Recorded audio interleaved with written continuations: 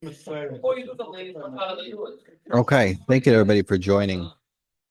Tonight we continue our shiur on tefillah, and last week we finished discussing the Kriyat Torah or the minhagim, the liturgy revolving around Kriyat Torah in modern times. And tonight, because we have finished how Kriyat Torah evolved. One second, I'm sorry. Um, okay, because I just give me 1 second. Um,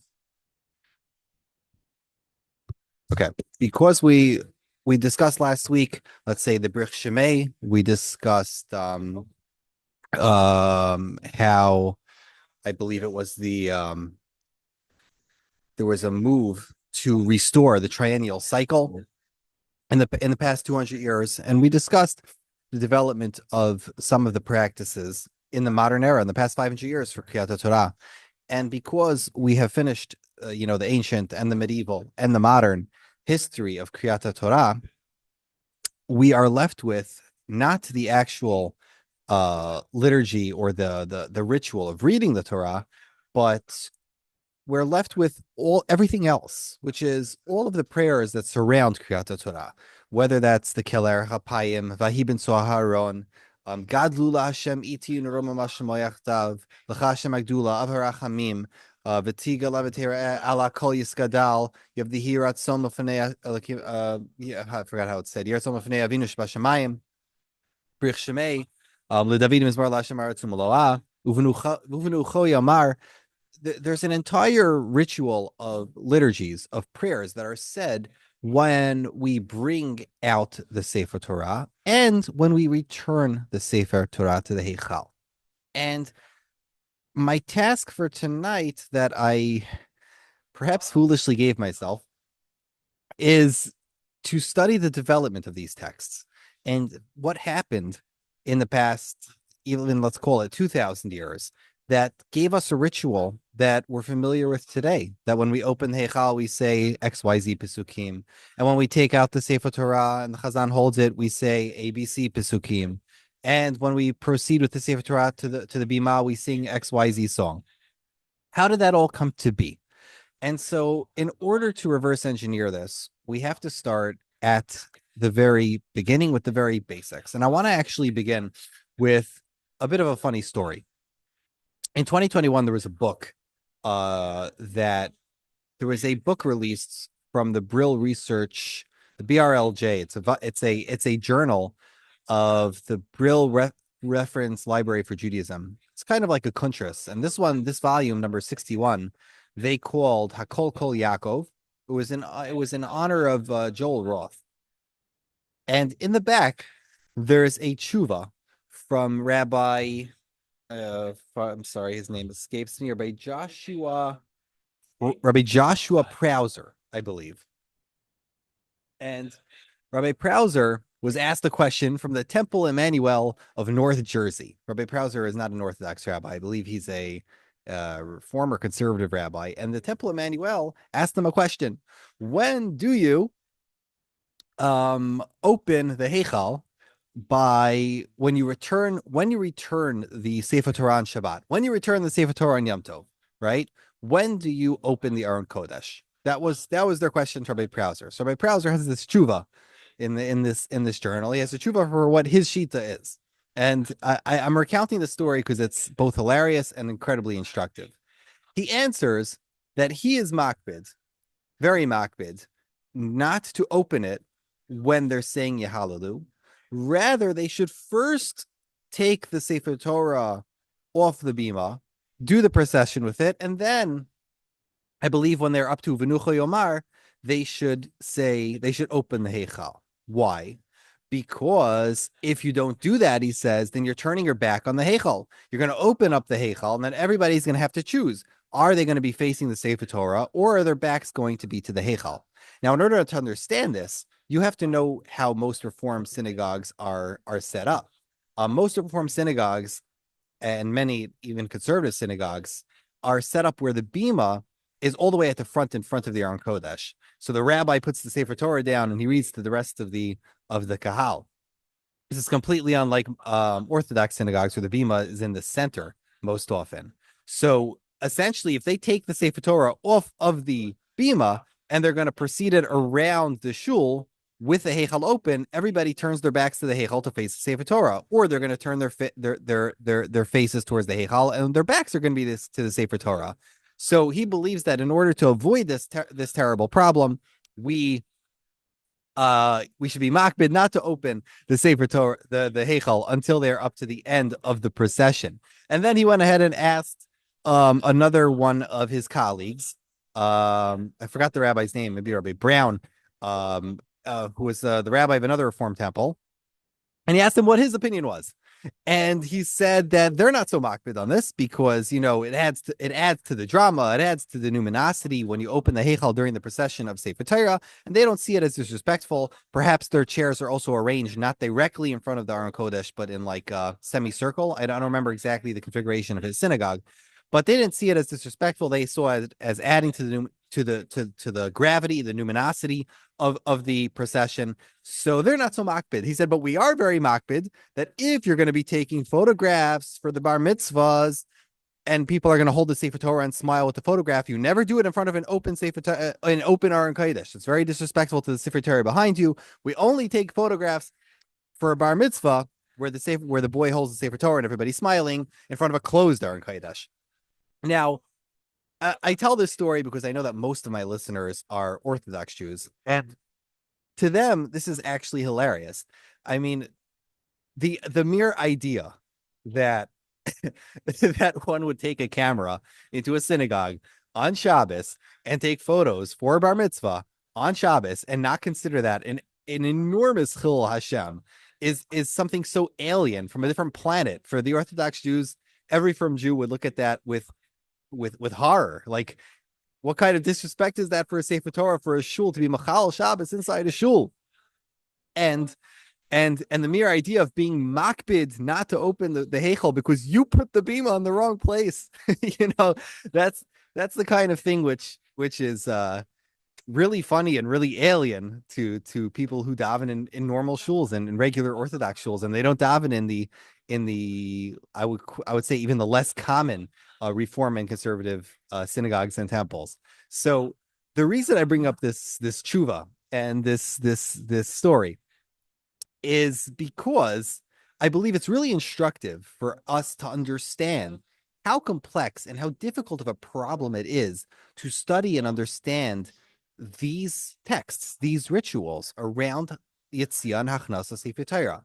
And that is because first of all, we have almost no evidence in the literature. But second of all, in order to understand the literature, you need to understand the shape of the synagogues. You need to understand the people in the synagogues. You need to understand how they kept the Sefer Torah, where they kept the Sefer Torah, where they read the Sefer Torah, what the schedule of the shul was, what kind of people were in the shul, what kind of rabbis were in the shul, if the shul was good at singing, if the shul was not good at singing. And a million other factors that aren't even coming to my mind right now. But in order to understand the ritual that comes around, that revolves around the Yetziah and the Hachnasa of the Sefer Torah, you need to understand everything about the shul in which you're discussing. And as I mentioned a second ago, part of the problem with this research is that the research exists in a vacuum. There's absolutely no Gemara that gives us any instruction about what to say when you come in, or when you take the Sefer Torah in, or when you take the Sefer Torah out. There's no such dictum. As far as halacha is concerned, take the Sefer Torah out and read it, put the Sefer Torah back. Nobody's allowed to leave. The Gemara in Eruvin says nobody's actually allowed to leave the shul until the Sefer Torah is put back into its place, into the teva. So that's as far as halacha is concerned.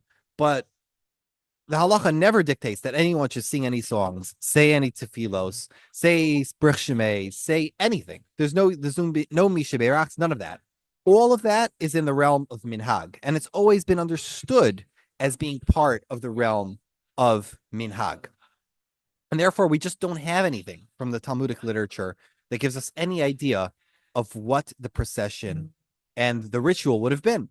But I think it is instructive to remind ourselves that the shuls of their time physically were very different. So the shuls in the ancient times, whether it's the time of the Tanoim or the Amoraim, didn't typically have a Heichal or an Aron Kodesh as we understand it today. Let me just read to you this Gemara in Eruvin. The Chiatar of Dimi Amar, Pamachat Shachaku v'lo haviu Sefer Torah mibod yom, lemachar parsu sadin al amudim v'haviu Sefer Torah v'karu bo.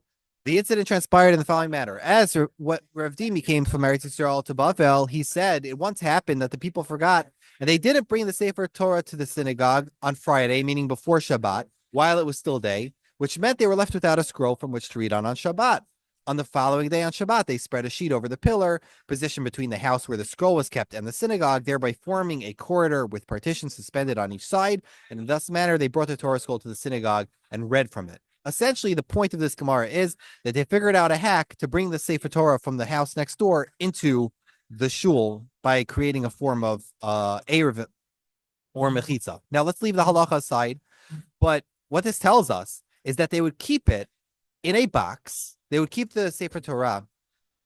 I'm sorry, over here, this Gemara here doesn't use the word teva in this screenshot, but they would keep the Torah in a house adjacent to the shul. The shul itself never had a Sefer Torah in it. There was no Aron Kodesh as we're familiar with today. And if you look, let me look at the next Gemara here. The Gemara in Sotala, the Gemara says, Pshita, ariche be'apei gutse lo mafsiki, teva lo mafsika, v'chitza mai. The Gemara is asking a question. It's obvious by Birkas Kohanim. This is a different Gemara with a question about Birkas Kohanim. It's obvious that if 12 people are standing in front of short people, 12 Kohanim in front of short Kohanim, it's not a hefsek. It's not a mechitza. Also, if the Kohanim have a chest which has within it a Sefer Torah in front of them, it is not a mechitza. But what is the halacha if there's a partition? What if there's a mechitza in front of the Kohanim? Tashmadam Rabbi Shua ben Levi. Rabbi Shua ben Levi says, "Afilu mechitza shel barzel einam afseket bein Yisrael la'aviyam shebashamayim." Rabbi Shua ben Levi said, even an iron partition does not interpose between the Jewish people and their Father in heaven, and everybody is included in Birkat Kohanim. Beautiful Gemara. But what this tells us is that in the time of the Gemara, it was very typical to have a chest, possibly a tall one, because it was considered possibly a hefsek. A mechitza. They would have this probably tall chest that they would wheel or they would carry into the Beit HaKnesset, and they would keep the Sefer Torah in there, and they would possibly keep this chest in another room or in a house next door to the Beit HaKnesset or in a house somewhere else. They would keep it somewhere safe and only bring it for the days where they needed to read.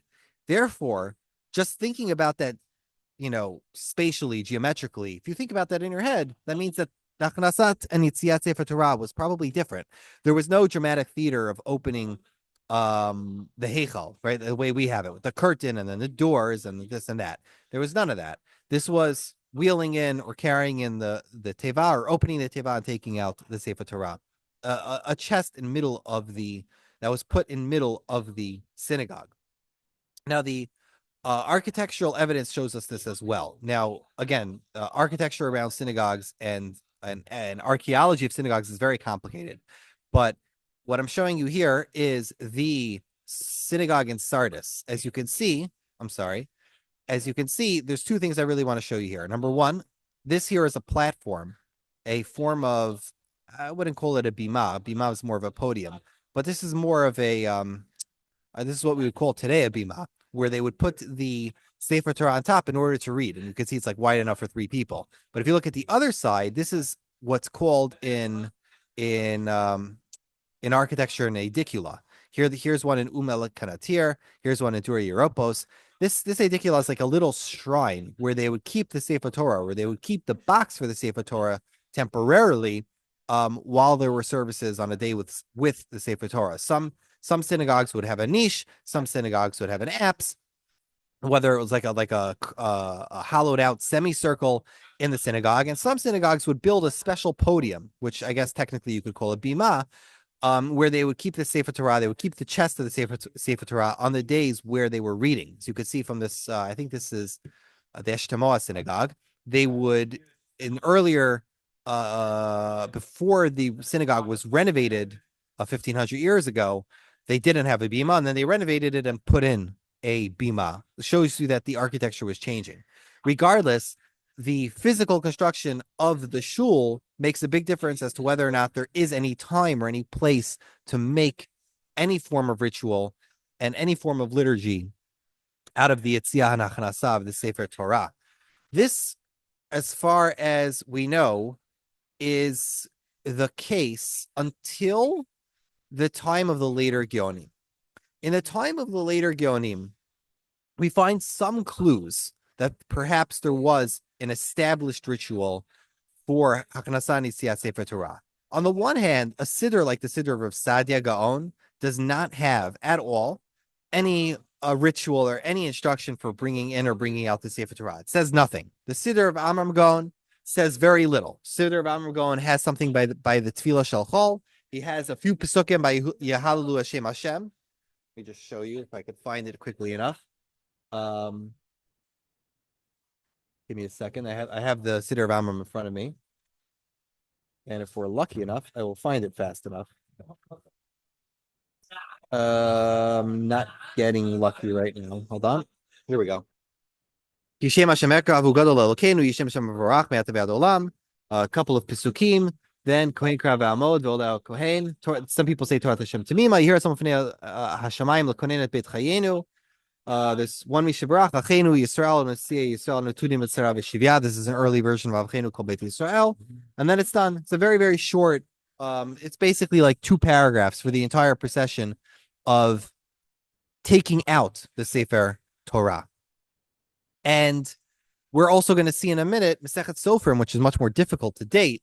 Masechet Sofrim has a very elaborate ritual, but Masechet Sofrim is somewhere between like the 8th century and the 11th century. It's very difficult to date Masechet Sofrim precisely, but we assume it's from somebody related to Eretz Yisrael from roughly the 8th century and onwards. So again, a very difficult source to date, but that's going to be our most important source tonight. We'll look at it soon. So for the moment, let's look at this very reliable text from the history, from the time of the Geonim. This is called the Sefer HaChilufim Bein Bavel Eretz Yisrael. This is Chilufim and Hagim. In number mem tes in Chilufim and Hagim, it says as follows: Anshe Ma'arav mechabedin et haTorah b'knisa u'be'eretz Yisrael b'knisa b'yitzia. Okay, meaning in Bavel they honor the Sefer Torah only when they put it back in Eretz Yisrael when they put it in and when they take it out. Bnei Bavel mechabedin et haTorah b'knisa be'eretz Yisrael notenin la kavod b'tziyata b'knisata b'Torah u'b'halach k'Torah b'halacha shenamar b'pitcho amdu kol ha'am. So it's just a separate version of the text. And then finally, at the end, b'Masechet Sofrim, it just quotes a little bit here in Masechet Sofrim. Kach hayu nekiya hadat b'Yerushalayim osin kishahayu motziin et the Torah kshayu machzirin hayu hochin achareha mipnei hakavod. In Masechet Sofrim, it says that they would also accompany it. They would escort the Sefer Torah in and out. Imkein lamadu shebiyushalayim hayu machabdin et Torah b'yitzia u'b'hachanasa haynu b'chazarat Sefer Torah. This is a much later editor adding to the Sefer HaChilufim. He's saying you also see that there was a procession and an escort of the Sefer Torah in and out of the Heichal. Beautiful. So in Gaonic times, there were some rituals that were getting developed, but we have a tremendous gap between the era of the Gemara, which has absolutely nothing, and until we get all the way to the time of the Geonim. Now, in the time of the Rishonim, we just don't have anything. Frankly, in the time of the Rishonim, we have just the halacha svarim, basically. The halacha svarim like Shpoli Haleket, Orchot Chaim, the Tur, etc. These all prescribe rituals and processions for taking the Sefer Torah in and taking them out. They're not so elaborate, but they do prescribe a basic ritual that was extant in their time. And the Sidurim, however, do not at all. I was just showing here on the page, this is the Synagogue of El Transito in Toledo, Spain. As you could see, in this picture, the Heichal is a very different architecture than we might be familiar with. But anyway, in the time of the Rishonim, we don't have much evidence in the way of Sidurim. Most of the Sidurim don't contain anything about Kriyat Sefer Torah at all. At most, they're going to say like, V'kan korina Torah. Like they'll say like three words. Like, okay, between Shachris and Musaf, it'll say like one sentence. Oh, and you take out the Sefer Torah and read it. Very, very few manuscripts have anything in regards to a liturgy or to a ritual for how to take out the Sefer Torah and return it. And therefore, our evidence is very, very weak. We don't have a lot of evidence of what people actually did. This is exacerbated by the fact that even the Sidurim that have some instruction, they're not always so reliable. And sometimes Sidurim might not reflect what the Kahal actually did. Just like in our times, you will find people do things that are not in the Siddur and things that are in the Siddur that people don't do, etc., etc. I would give credit to Ruth Langer, who did 20 years ago. She got quite interested, a little more actually. 25 years ago, she got quite interested in a lot of this study, and she does a terrific job of showing how hopelessly complex the situation is for the study for a liturgist to study. When you take, for example, the Misorah from Seder of Amram, and you take the Misorah that we have from Masechet Sofrim, which has its own liturgy around taking out the Sefer Torah, how those things affected different nuschaot is incredibly difficult to tell. You have communities that would typically follow Nusach Bavli, and they would usually follow Minhagim from Bavel, and yet they incorporate sections from Masechet Sofrim. And then you have the opposite. Places which, like Greece and Italy, which would typically follow Minhagim from Eretz Yisrael, and they would follow things from Seder of Amram. So it's not clear what is actually happening. And this lends to part of the difficulty of using Sefer Rav Amram and using Masechet Sofrim as primary sources, because Sefer Rav Amram and Masechet Sofrim have both underwent extensive modification and editing by later authors and scribes who decided to mess with the text and add in things that were part of their local custom.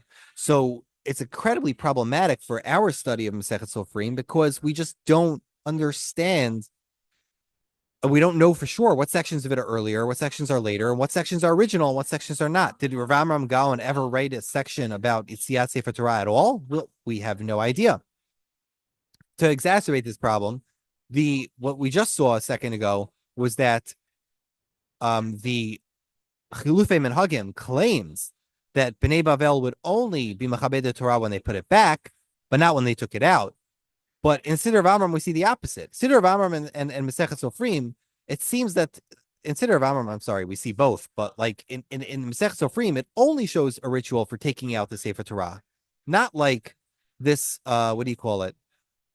This testimony in the Chilufei Minhagim where it says that they did before and after. Masechet Sofrim just talks about a ritual by taking out the Sefer Torah. So it's incredibly confusing, incredibly complex. And God bless her, she did a terrific job of trying to unravel and reverse engineer the past, let's call it 1500 years of this problem. What were people saying? When were they saying? And where did they get their hashpah from? Where did they get their influence from? And it's a thorny problem that she does a great job of showing is hopeless. It's a hopeless nut to crack. It is really an almost unsolvable mystery. If you didn't have a time machine, you would have no idea. I'm sure there were shuls that did nothing. I'm sure there were shuls that did too much. I'm sure there was everything and every color in between, but we just don't know. It is very, very difficult to know. There are quite a few manuscripts that she managed to dig up. I would recommend you see her piece. There's one in English and one in Hebrew. The Hebrew one, I think, was in Kinishta in 2003. Shlavim Ktubim Patchuta Shel Hosat Torah V'Chnasata Beit HaKnesset B'Mei HaBeinayim, right, in medieval times. And she has an English article more towards the modern era, and that English article is entitled Sinai, Zion, and God in the Synagogue Celebrating Torah in Ashkenaz. I think that was in the Studies in the History of Jewish Prayer by Ruth Langer and Stephen Fein. Those are very important articles to see if you are interested in the nuts and bolts of this. But I struggle to believe that we will find a narrative if we go down that route, because it's incredibly it's dry and complicated work to go through every pasuk and explain which one people said where, why, and why that's complicated and why that's confusing. Let's move a little further to look at one of the major inspirations for our minhag when we take out the Sefer, when we put in the Sefer Torah, or when we take it out. So Gemara on Shabbat, Daf Lamed Amud Aleph. Kishabana Shlomo et Beit HaMikdash, Bikesh La'achnis Aron leBeit Kodshei, HaKadashim. This is a famous Gemara on Shabbat. The Gemara on Shabbat says that David HaMelech wanted proof from Hashem that Hashem forgave his sins. And the Hashem told him, I will not do it in your lifetime, but after you pass away, I will prove to everyone else that knew you that your sins were forgiven. So the Gemara says as follows. This is the story. Kishabana Shlomo et Beit HaMikdash, bikesh lachnis Aron lebeit kodshei HaKadashim. Davku sharim zeh bezeh. He wanted to bring the Aron Kodesh into the Kodesh HaKadashim when he built the Beit HaMikdash, and the doors wouldn't let him in. Magically, the doors sealed themselves shut. Amar Shlomo Esrim V'Arba Renanot. Shlomo recited 24 praises of God. V'lo na'ana, he was not answered from heaven. Patach v'amar, he began reciting a pasuk, and he said, "S'u sharim rashechem v'inasu pitchei olam v'yavo melech hakavod." Open the gates, open up the gates and rise up the everlasting doors. V'yavo melech hakavod, and let the King of Glory come through. Rahatu patrei lemivle'ei. The gates got angry at Shlomo, as it were, and wanted to swallow him whole. How dare you call yourself Melech HaKavod? Amaru, mihu ze Melech HaKavod. The gate shouted at him, who is the Melech HaKavod? Amar lahu, Shlomo replied, Hashem is Gibor. Hashem is the Melech HaKavod. Chazer ve'amar, he then repeated, Su sharim eshechem esu pitchei olam v'yavo Melech HaKavod, mihu ze Melech HaKavod, hu Hashem. Sevakot hu Melech HaKavod sela. It's basically explaining the Parak and Tilim as to what that back and forth was. V'lo nana, he still wasn't answered. Kivan Shamar, but then he said another pasuk, Hashem Elokim, Al tashev penei mishichecha zacher lechaste David avdecha. When he called for the merit of his father David, immediately the doors opened. Be'ota sha'a nepechu penei kol sonei David kishulei kedera. The face of all of David's enemies turned black. V'yedu kol ha'am, and the entire nation knew. V'kol Yisrael, everybody was aware. Shemachal lo HaKadosh Baruch Hu al oto avon, that Hashem forgave David HaMelech for that sin. Fine. That is the Gemara. Now, what's fascinating is that pasuk that Shlomo Melech said, Hashem Elokim al tashev penei mishichecha zacher lechaste David avdecha, comes from Divrei Hayamim, right? And the pasukim go like this: Ve'ata kuma Hashem Elokim lenuchecha ata ve'aron uzecha kohanecha Hashem Elokim yiblashu teshua v'chasidecha yismuchu batov, and then Hashem Elokim al tashev penei mishichecha zacher lechaste David avdecha.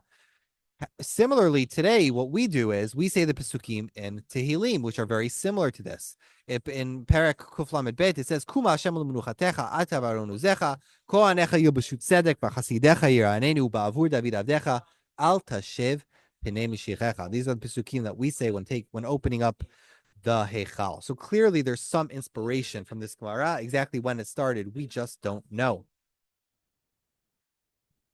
Okay, finally, we are going to get to the most difficult part, and we have 3 minutes left. So I encourage everybody to open up Masechet Sofrim. Masechet Sofrim Perek Yud Dalid.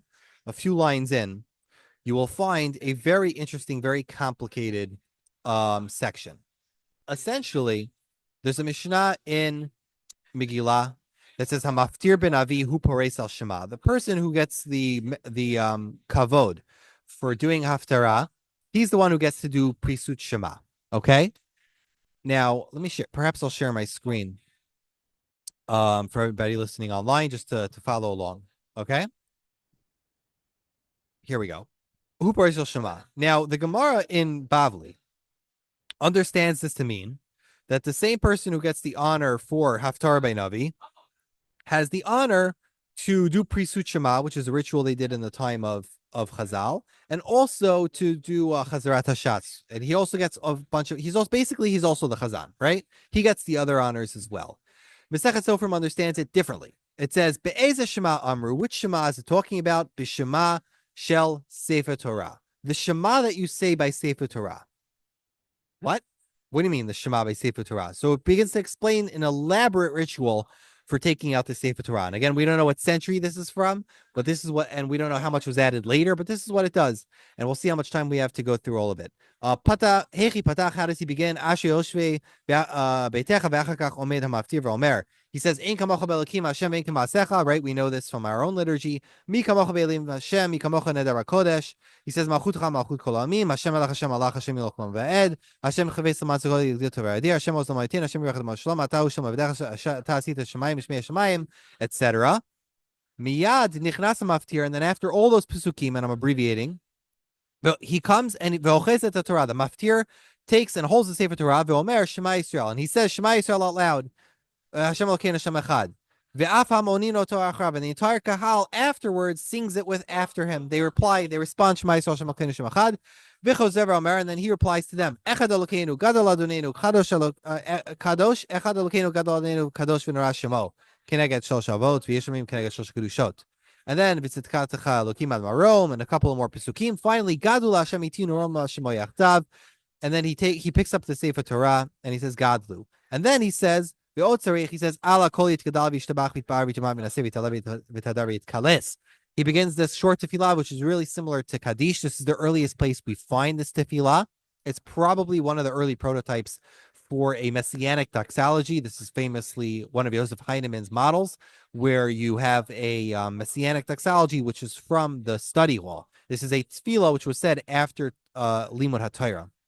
Why it's here before, when you're taking out the Sefer Torah, we just don't know. But this is a tefillah they would say when they were taking out the Sefer Torah. And this is another girsah. Finally, miyad golal Sefer Torah shel dapim, they do the glila. And finally, it says when they take it back, the only minhag it says when they bring back the Sefer Torah, it doesn't say any liturgy. It just says that when they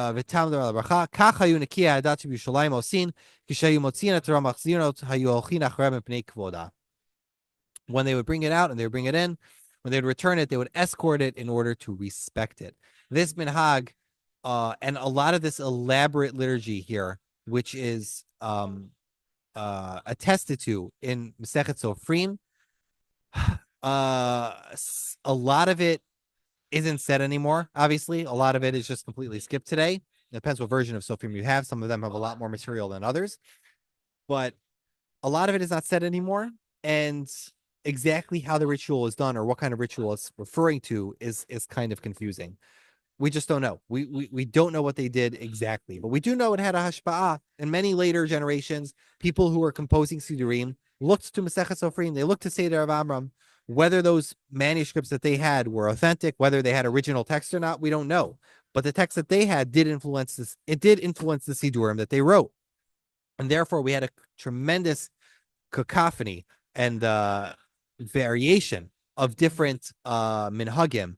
However, there were certain bones to the system, and I appreciate that that Professor Langer did manage to compile a list of the most common texts which are similar to most rites. So here, like for example, here's the earliest Rhineland rites in one of the pages. I'll just show you. She isolates the texts which we do find both in the medieval times and also in modern times. She isolates the texts which are common to all the rites, such as Gadol Hashem Iti, Romam Hashem Elokeinu, Ein Kamocha Hashem. There's a couple of texts which everybody seems to say. Ala Kol Yitkadav Yitkadash. Most Kihilot said. Moroccans still do it to this day. They would say it B'Yom Chol. And Sfaradim, for some reason in Spain, and we're not sure why, stopped saying it not so long ago. I think it was only like 400 years ago, unless I'm misremembering this.